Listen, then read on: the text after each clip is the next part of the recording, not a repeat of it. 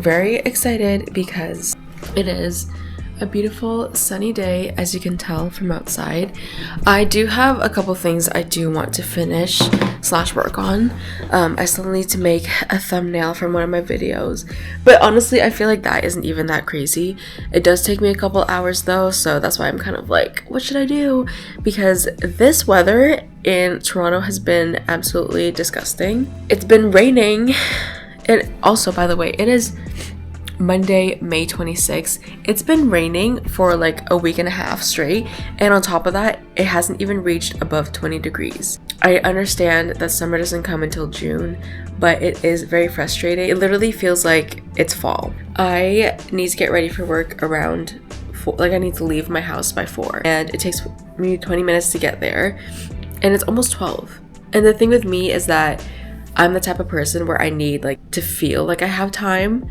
And even though I'm probably going to be at the park for like an hour or two, it still feels like I'm rushed.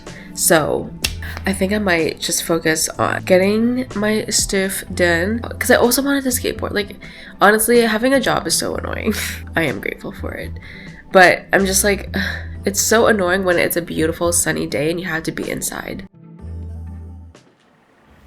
Deep breathing and lying down fetal position on the couch has been some of my 2 very helpful coping mechanisms whenever I feel overwhelmed or very lonely. Of course, there are so many benefits of being alone, doing things alone, being self-sufficient and independent, but there are just some days where it gets too much and you just gotta deep breathe it out.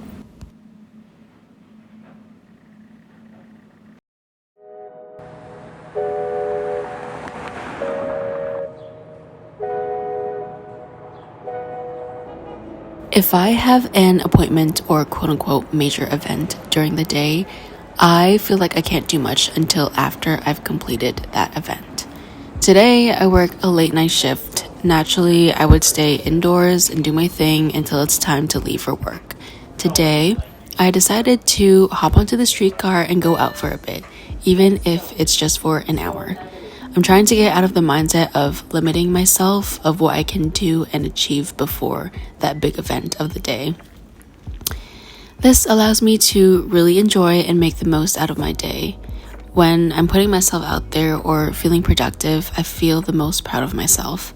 Pushing myself to get out of bed and make the most out of every moment is always worth it. When the sun is out, I want to be soaking in it. When the moon is out, that's when I want to stay in bed, sulk, and do what I have to do to feel these emotions. In a lot of ways, I feel comforted knowing the moon is the one who sees me go through it. Sometimes I visualize myself talking to the moon. It brings me a lot of peace and comfort. Trinity Bellwoods has definitely been quote-unquote my spot lately, just because it provides me that safe space. I can be myself, I can disassociate in peace, and it's a space where I can just be. I love people watching at Trinity Bellwoods because it's just so entertaining, thought-provoking, and in a lot of ways peaceful. I can see all these different people chilling, reading, soaking in the sun, playing tennis, playing with their dogs, meeting up with their friends. I find it interesting that in your life you're the main character, but in all these other people's lives you're a side character. It brings me peace because I know that there's a bigger picture going on. We're all human, which means we all feel the same emotions. There is not one person in the world who has not gone through what I have gone through. When I think about that, it doesn't make me feel as lonely. Always so fun going to fitness classes. I'm like, wow, there are so many people who are free during the same time as me. There are people who want to better themselves. There are people who probably have the same values, the same goals. There are strangers who are very similar to you that are going through the same things that you are. And yet we're still showing up for ourselves.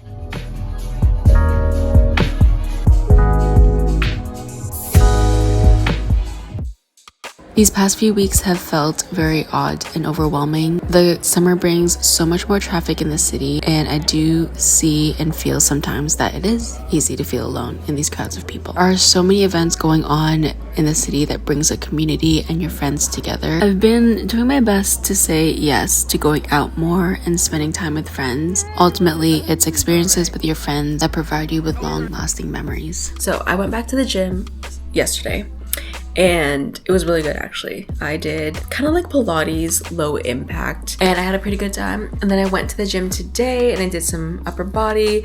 Once again, I did like more of a Pilates style with like lower weights, more repetition. And I was on the treadmill doing the 1333, which is like low-key kind of it might be my new obsession. I am about to get ready to go grocery shopping because I have a couple days off, so I feel like I can get back into meal prepping again. I'm gonna go to this market on Spadina. I went there a couple weeks ago. Things were so cheap. Produce was so cheap there. We also got a pound of salmon for $12, which is so cheap. I mean, compared to like Toronto prices regular. I do want to show you my haul though. Don't at me, okay? Don't at me for shopping. It's just what I have to, retail therapy is real. In these past few days, you already know how I've been feeling. I just want to show you guys what I got. Windbreaker. Toronto has this night market where it has a couple vendors. I got this. I saw her. I spotted her very last moment. And yes, listen, she's huge. I'm gonna have to find a way to work with her a little bit, but no, this is her. She's so stinky cute when I tuck her in. And also it's Fila, and I love Fila. I haven't seen Fila in so long because it's kind of out of style, outdated. She is so cute. She's very me. So the next one is a justified purchase, okay? I've had them for years now, probably like 1.5, and I brought them to Italy with me. She has done miles of walking, but I don't know how, but she has like a little rip here, if you guys can see. I can like technically still wear her. There's absolutely nothing wrong with her, but I have been wanting white sambas anyway, so I didn't get the sambas, but I did get the taekwondo's no lace, and look how freaking cute this is. Like, what? I was a Nike girl to the core, moved over to New Balance, but I will say this is so stinking cute, especially for summertime, and I think I might skate with these on. Let's go to the grocery store. I love going on Spadina. It just reminds me of home in the Philippines, and yeah, I'm excited.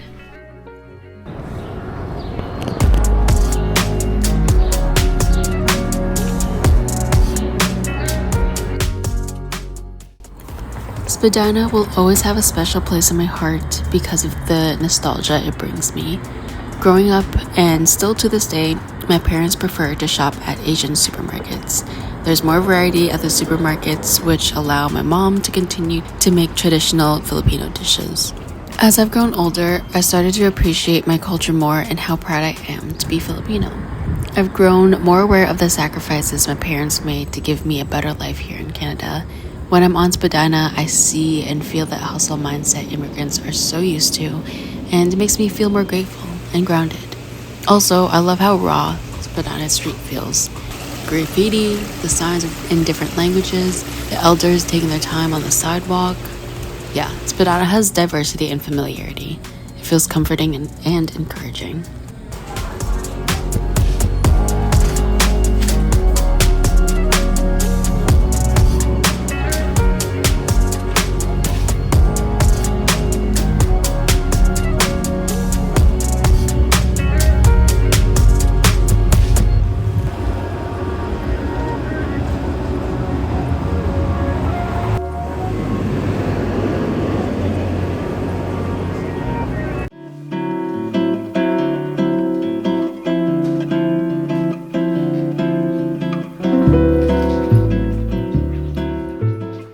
Came back from the Spadina market. It actually did not take me as long as I anticipated, so let's just do a little haul because I'm actually pretty excited about what I got and the value that I paid for.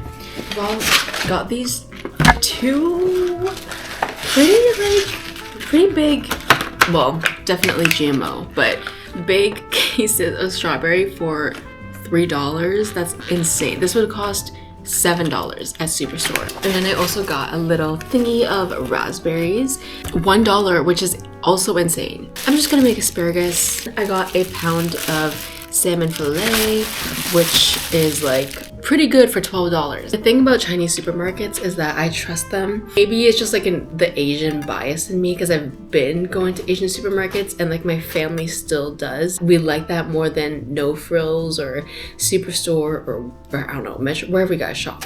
But no, like yeah, I got all of this asparagus, a pound of salmon, and 3 thingies of fruit for under $20 is such a steal, especially in Toronto. I'm not hungry yet, so I'm probably just gonna go and like chillax for a little bit. I am gonna go on my phone for a second. I did some stuff, okay? Because there's an alley and I thought it was really pretty. Because my style, I'm very huge on street style. I like that a lot. I think it says a lot about the city. I think it gives a city a lot of personality. I don't know, it's just so pretty to me. I was a brave girl and I took some pics in an alley and it was so awkward because there's like windows there, obviously, so people could see me taking these pictures, but it's okay. I got like a decent one. It's just the thing is I feel like really awkward, so I'm just trying to like make it look cool.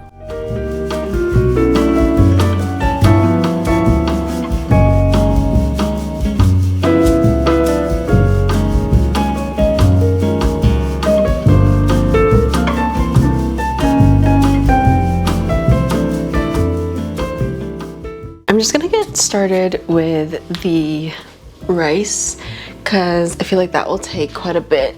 I'm just using regular brown rice.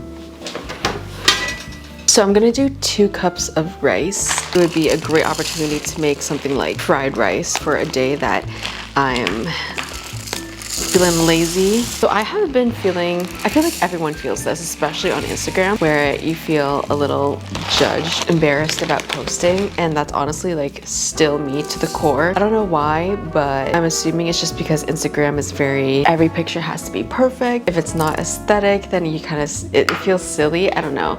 I feel like TikTok and YouTube are a lot more friendlier platforms, which sounds kind of silly. At least that's what I've been feeling. I have to get over the fear of looking silly and being perceived a certain way, because truth is I have been wanting to share a little bit more about my vision, about how I create, what's pretty to me, and I could post it on TikTok, but I just don't feel like, I don't know, something about TikTok just doesn't like resonate with me as much, maybe because I'm not Gen Z, I'm a millennial.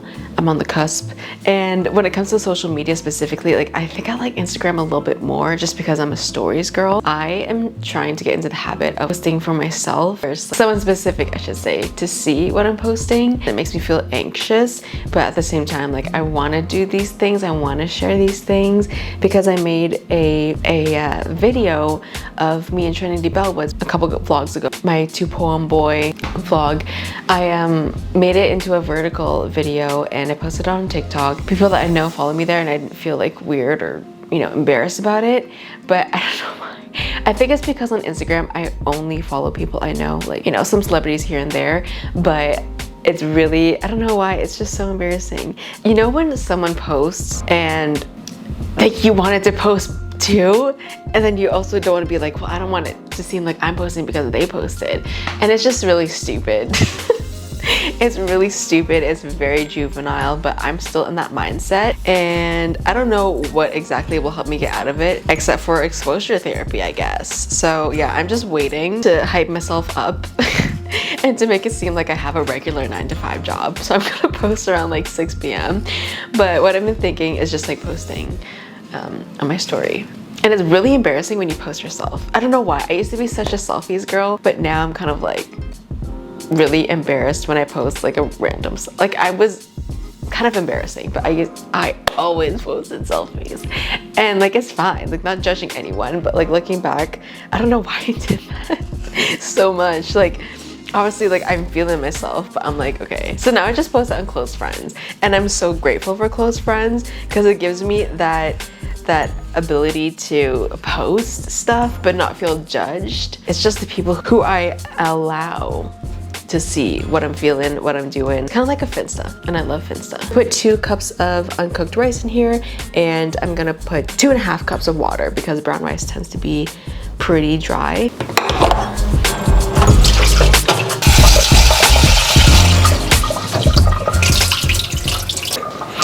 So, one of the other things I kind of wanted to talk about was spending time alone. Not to talk about the breakup again, but it's really awkward because so it's been a little hard for me to navigate things, and this is a time where I'm being tested on how to feel okay with being alone again after being tied up in a routine. This is the time where, I had certain expectations and certain plans.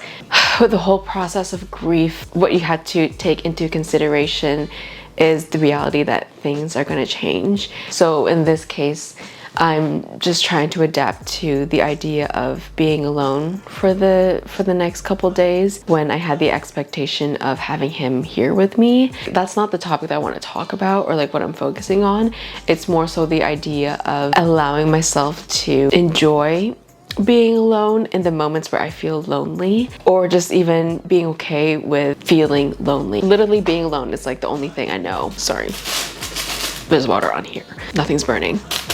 And one thing that's been helping me has been just doing things, distracting myself, I guess. Allowing myself to use my energy towards things, creative things, things that make me more interesting as a person. Sometimes the roller coaster does get really overwhelming, and there are times where I just feel so intensely because I'm a very, very sensitive and very emotional person. Like, even stimulation wise. And even today when I was journaling this morning, just thinking about it was just so exhausting because I always keep going. Even still, like, it doesn't matter how much time will pass, I still feel very conflicted about how I'm supposed to feel, how I do feel, and it's just been like so exhausting going back and forth. And it does take a huge toll on my body. Like, I am so tired, even though I'm just relaxing. Like, the past 2 days I've been relaxing, but I'm so like heavily drained. My emotions are just so heavy and they're taking up so much energy. My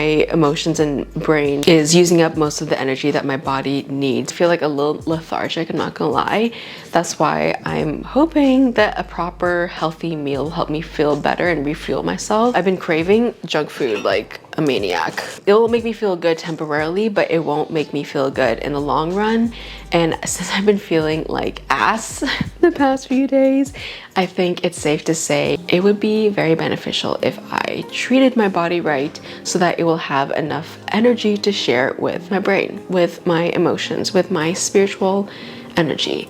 And I am taking the time to reflect. I mean, it's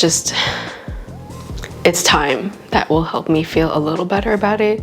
I think it's gonna take me years to get over it because I never get over anything. Like, when I tell you I never get over anything, I never get over anything. Just trying to find ways to feel okay again, to be honest.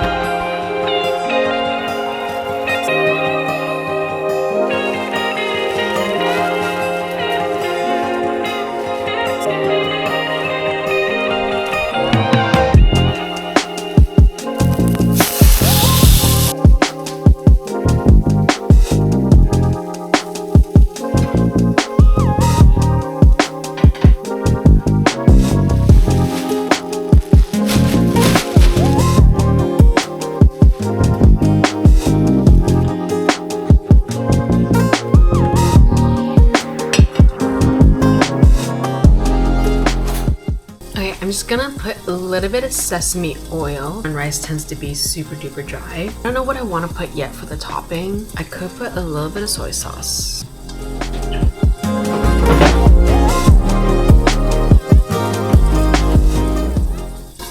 Furikake? I don't know if that's how you pronounce it, but just to top it off on the rice because I feel like it's bare. But this looks so good. It's so green. Shalom.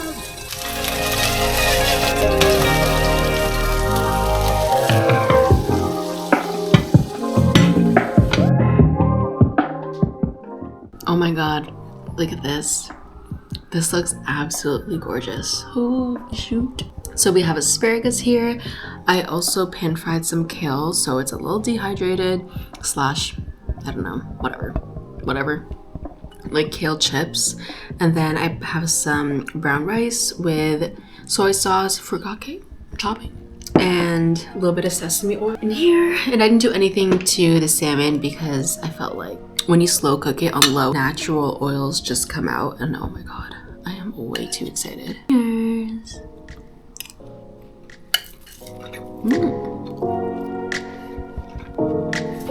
Yeah. I did not expect this to be so simple, to be so good.